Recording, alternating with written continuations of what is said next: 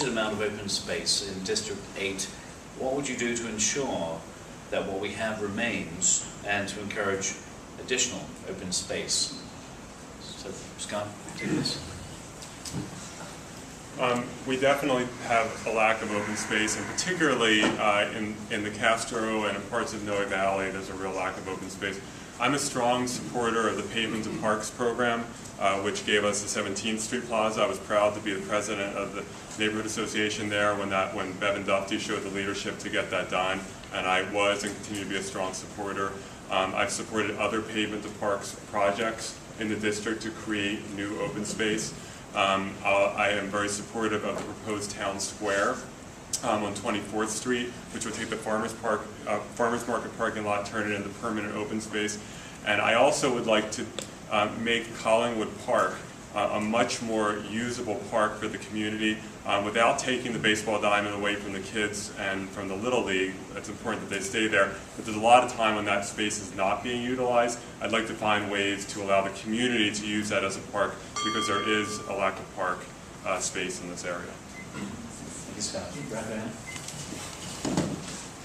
Well, this is, I think, fundamentally a question of priorities and resources. Our parks are dramatically underfunded. Their maintenance on an annual basis is less than what we need. We have something like 200 fewer gardeners than we're supposed to have, and so we regularly divert resources away from acquisition of new green space to the preservation and maintenance of the space we already have acquired in public ownership. We need to reverse that, and that may mean looking at special assessments or parcel taxes or some other way to get more money in for our parks. All right. Bill? Yeah, I agree with our open spaces are critical to our sustainable growth in the future.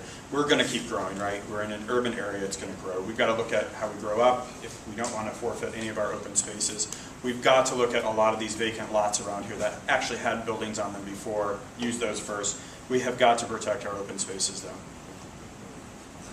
All right, Bill, thank you. Rebecca? Chris Daly proposed legislation that would have taken all the open spaces all across the city-owned parcels, and turned those into affordable housing developments.